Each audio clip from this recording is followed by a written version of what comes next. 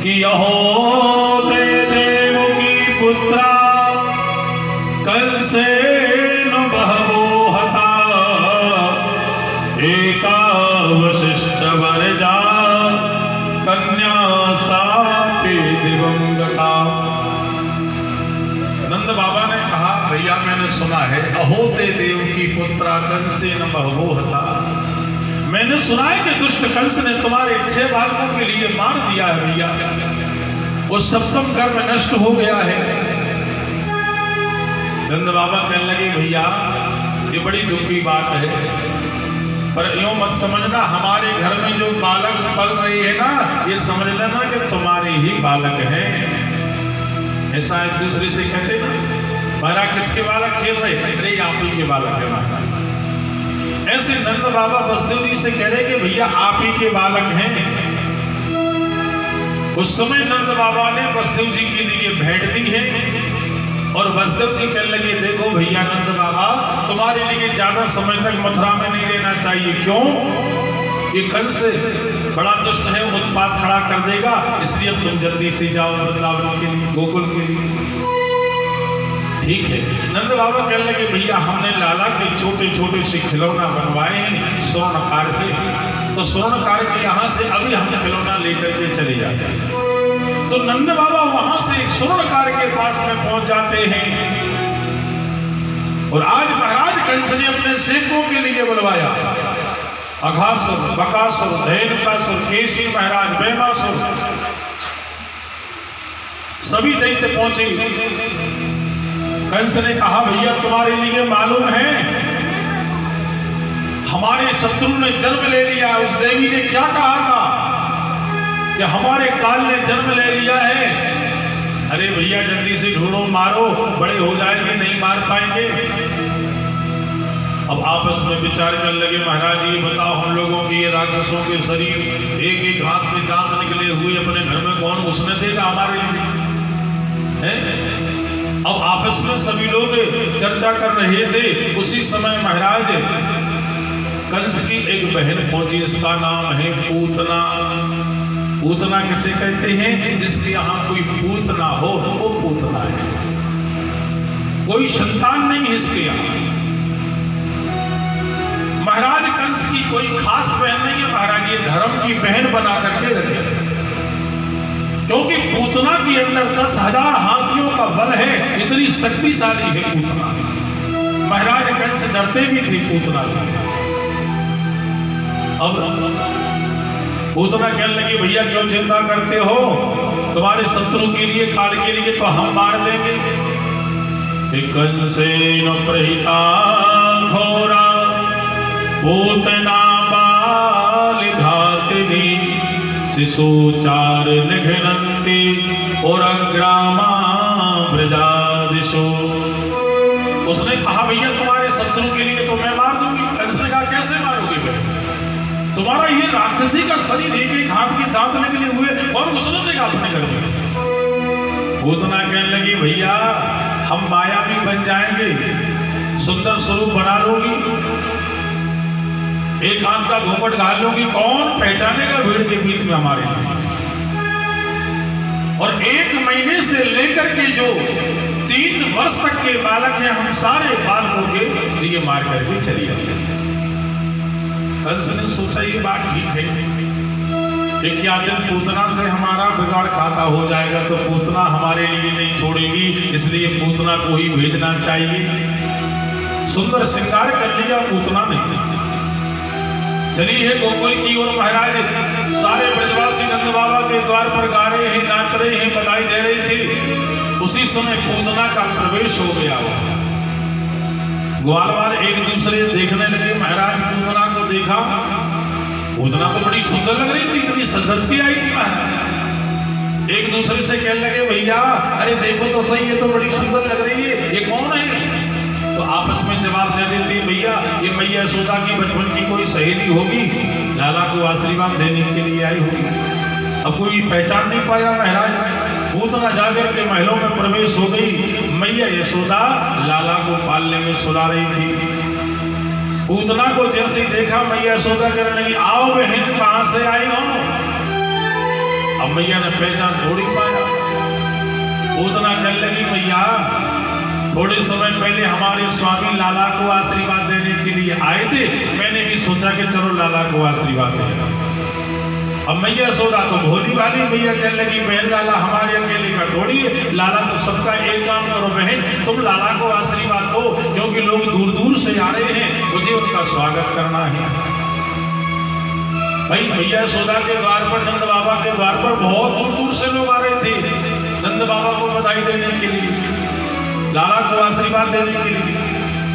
तो मैया यशोदा अपने गृह कार्य में लग गई और पूतना जाकर के पालने के पास में खड़ी हो गई। पूतना ने जैसे महाराज कन्हैया के लिए देखा तो हमारे कन्हैया ने अपने नेत्रों को बंद कर लिया।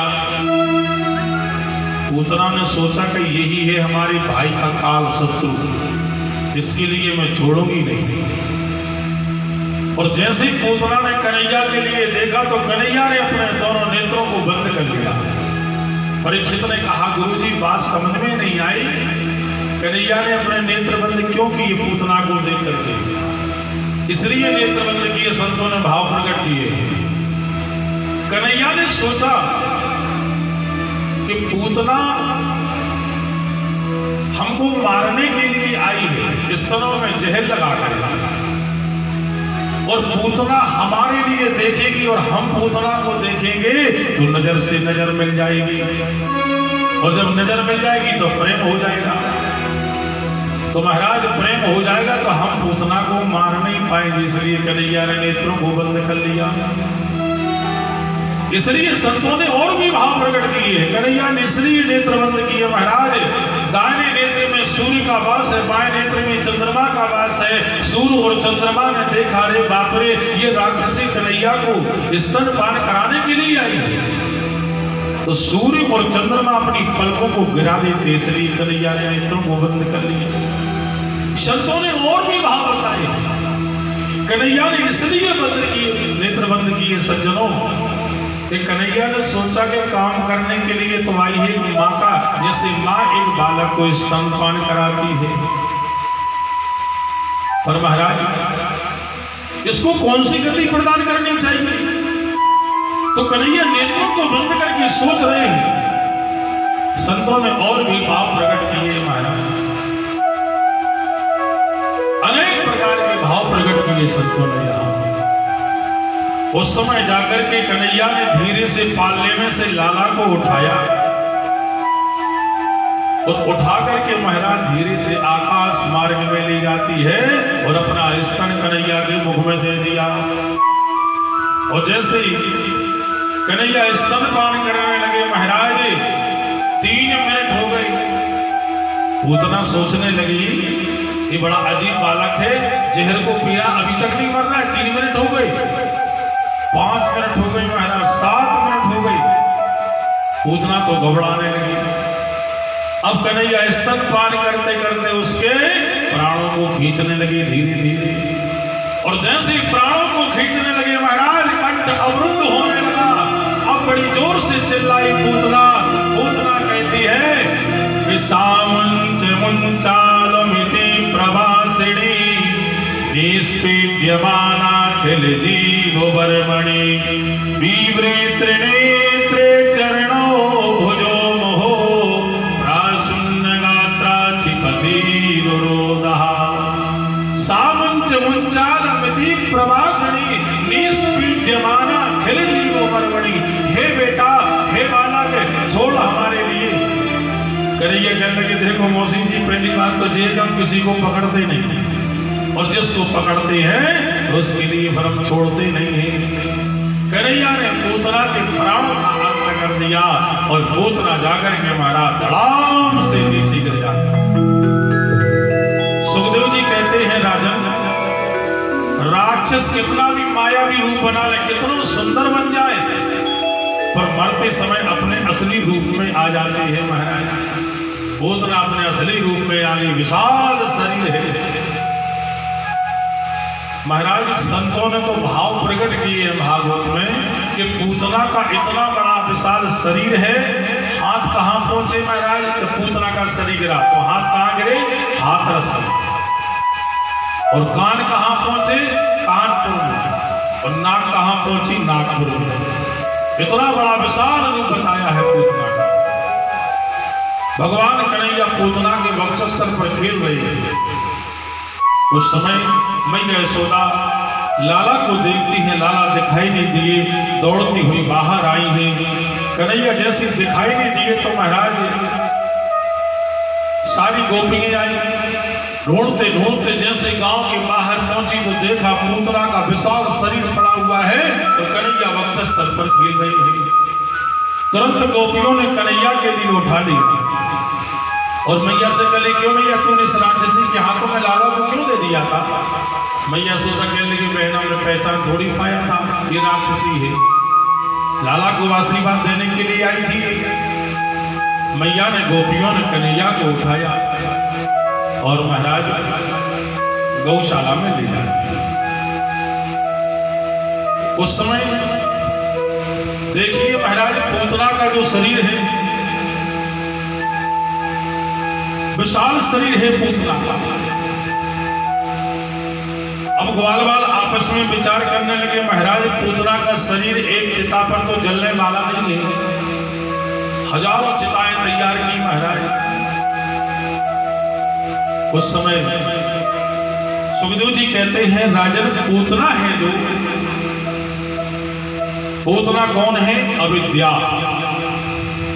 और सज्जनों पूतना अविद्या ये हमारे शरीर में 14 जगह वास करती है। 14 जगह अविद्या हमारे शरीर में रहती है। 5 ज्ञानेंद्रिय, 5 कर्मेंद्रिय, मन बुद्धि चित्त और संस्कार, ये 14 जगह पूतना हमारे शरीर में रहती है। और चतुर्दशी के दिन ही कन्हैया को मारने के लिए गई थी पूतना। आज गोपियों ने भगवान के लिए उठाया। गोपियों ने सोचा कन्हैया को नजर लग गई होगी उस राक्षसी की। बड़े सुंदर भाव गोपियों के, कन्हैया की नजर उतारने के लिए